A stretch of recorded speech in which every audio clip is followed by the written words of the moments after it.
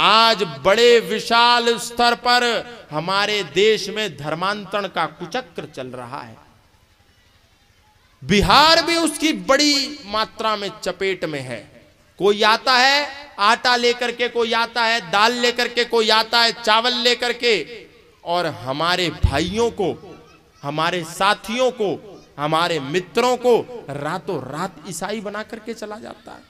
कोई आता है तलवार लेकर के और हमारे भाइयों पर, हमारे मित्रों पर, हमारे सगों और संबंधियों के कंधों पर रखता है और उन्हें इस्लामिक बना करके ले जाता है। इसी प्रकार उस काल में भी जब ये कुचक्र चल रहा था तो पंडित लेखराम को जैसे ही पता चलता था कि कहीं पर धर्मांतरण होने वाला है, पंडित लेखराम तुरंत अपने कंधे पर अपना बिस्तरा बांध करके वहीं पहुंच जाते थे। और जब धर्मांतरण होने वाला होता था ठीक उसी समय पर पहुंचते थे, और जो भी व्यक्ति धर्मांतरण करा रहा होता था उससे शास्त्रार्थ करते थे, और शास्त्रार्थ में उसको परास्त करके जो हमारा भाई, जो हमारे परिवार का व्यक्ति, जो हमारे घर का व्यक्ति विधर्मी होने जा रहा होता था उसको गले से लगा करके रोक लेते थे। ये आर्य समाज ने दिया। और ये तो छोटे छोटे उदाहरण हैं। और इसके बाद आपको जानकर के आश्चर्य होगा, जिस पंडित लेखराम ने अपने बिछड़े हुए भाइयों को अपने गले से लगाया, जिस पंडित लेखराम ने शोषित हो रहे अपने भाइयों को अपने कंधों पर बिठाया, उस पंडित लेखराम को हमने क्या प्रतिफल दिया? हमने उसके सीने में छुरा घोंप दिया। इससे दुर्भाग्य की बात क्या हो सकती है? उन्होंने तो हमें अमृत पिलाया और हमने उन्हें जहर के प्याले पिलाए। इसी प्रकार ये तो छोटी बात है। आज हम जिसको अपने नौजवान किताबों में राष्ट्रपिता पढ़ते हैं, उसका बेटा हरिलाल गांधी भी मुसलमान बन गया था। यहां बैठे बहुत सारे लोगों को नहीं पता होगा। तथाकथित राष्ट्रपिता महात्मा गांधी का बेटा हरिलाल गांधी अब्दुल्ला बन गया। गांधी की पत्नी कस्तूरबा रोने लगी, विलाप करने लगी कि मेरा बेटा विधर्मी बन गया, मेरा बेटा इस्लामिक बन गया, मेरा बेटा मुसलमान बन गया, कुछ भी करो इसको वापस सनातन धर्म में लाओ। तो कस्तूरबा को कोई जब मार्ग नहीं मिला तो कस्तूरबा आर्य समाज के दरवाजे पर दस्तक देती है।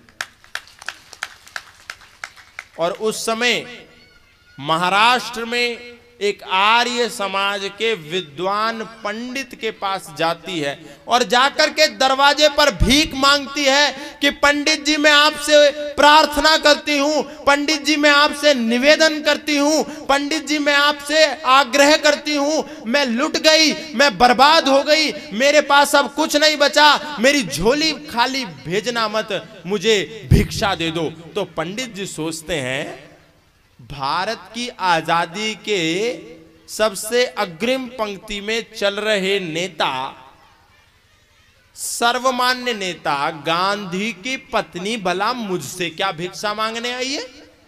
आखिर इसके पास ऐसी किस बात की कमी है जो ये मुझसे मांग रही है? तो पूछा पंडित जी ने कि क्या बात है माता जी? तो पंडित जी को माता जी कस्तूरबा गांधी बोली कि मेरा बेटा हरिलाल गांधी अब्दुल्ला बन गया, मुसलमान बन गया, अपने घर से दूर चला गया और मुसलमान बनकर वो अपनी बेटी पर यानी कस्तूरबा की पोती पर दुराचार करता है, उसका शोषण करता है, उस पर जास्ती करता है। इसीलिए मैं आपसे आग्रह करती हूं कृपया मेरे बेटे को वापस सनातन धर्मी बना दीजिए, क्योंकि आर्य समाज के अतिरिक्त और कोई मार्ग नहीं है और ना ही आर्य समाज के अतिरिक्त और कोई सनातन में मुझे प्रचारक दिखाई देते हैं जो वापस मेरे बेटे को सनातन धर्मी बना सकें। तो पंडित जी ने कहा आप चिंता मत कीजिए, मैं प्रयास करता हूं, मैं कोशिश करता हूं, यथासंभव जो भी हो पाएगा आपके बेटे को वापस सनातन धर्म में लाने का प्रयास करूंगा। लेकिन कस्तूरबा तो कस्तूरबा थी, बोली जब तक मेरा बेटा सनातन धर्म में नहीं आएगा मैं आपके घर छोड़ करके कहीं जाने नहीं वाली। और कस्तूरबा ने वहीं पंडित जी के घर पर डेरा डाल लिया। पंडित जी ने तैयारी करी, कि अब कुछ भी करके इसके बेटे को, जिसने सार्वजनिक रूप से ऐसे खुले मैदान में इस्लाम को स्वीकार कर लिया था, उसको सनातन धर्मी बनाना पंडित जी के लिए भी एक बड़ी चुनौती थी।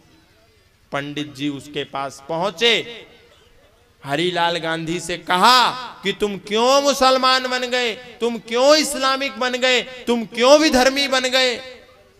तो वो अपने तर्क प्रस्तुत करने लगा कि इस्लाम ये है, इस्लाम वो है, इस्लाम श्रेष्ठ है, सनातन की कमियां गिनाने लगा।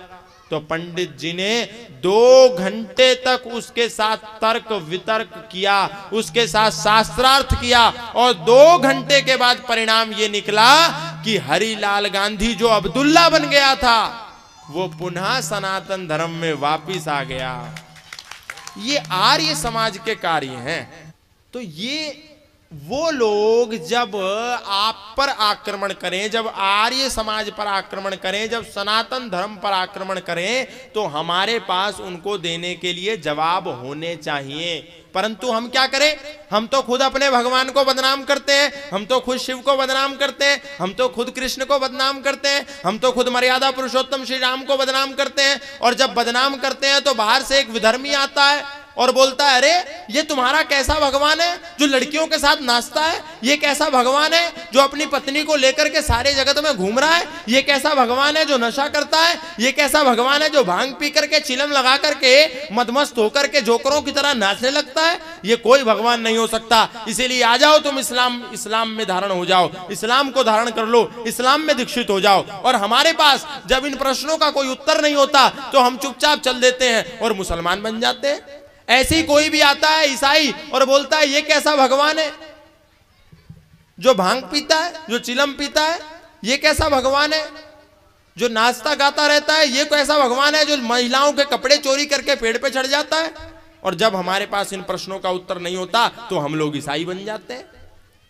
फिर कोई आता है ऐसे कुतर्क करता है तो हम नास्तिक बन जाते हैं। फिर कोई आता है ऐसे कुतर्क करता है तो हम वामपंथी बन जाते हैं। सबके सब सनातन पर आक्रमण करते हैं क्योंकि हमने अपनी नींव को कमजोर कर रखा है। क्या आपने कभी देखा कि किसी ईसाई मिशनरी ने किसी मुसलमान मोहल्ले में जाकर के कन्वर्जन का काम किया हो? कभी आटा दाल चावल बांटा हो और जाकर के मुसलमान मोहल्ले का मोहल्ला, कॉलोनी की कॉलोनी, बस्ती की बस्तियां, गांव का गांव ईसाई बना दिया हो?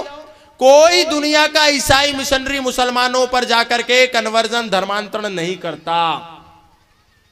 और कोई भी मुसलमान जाकर के ईसाइयों का धर्म परिवर्तन नहीं करता। पूरे भारत में आप घूम लीजिए, कोई भी वामपंथी जाकर के कभी भी मुसलमानों के इस्लामिक विचारधाराओं के पाखंड और अधर्म और ढोंग और अंधविश्वासों को उजागर नहीं करता। क्या कभी आपने देखा कि कोई वामपंथी जाकर के बोले कि मस्जिदों को बनाने से क्या होगा, मस्जिदों से कौन सा रोजगार मिलेगा? लेकिन हर वामपंथी ये बोलता है कि मंदिरों से कौन सा रोजगार मिलेगा, शिवलिंग पर दूध चढ़ा करके क्या होगा, या मंदिर में आरती करके क्या होगा। क्या होगा क्या नहीं होगा वो हम आपस में बैठकर डिसाइड करेंगे। बाहर वाले लोग आकर के हमको बोलते हैं, लेकिन वही बाहर वाले लोग जाकर के कभी मुसलमानों को नहीं बोलते कि सड़कों पर बैठ करके नमाज करने से क्या होगा, 5 समय अजान देने से क्या होगा। कोई नहीं बोलता। हमको आकर के बोलते हैं क्योंकि हमारी नींव खोखली है और तुरंत हमारा ब्रेन वॉश हो जाता है और हम उस तरफ को चल देते हैं।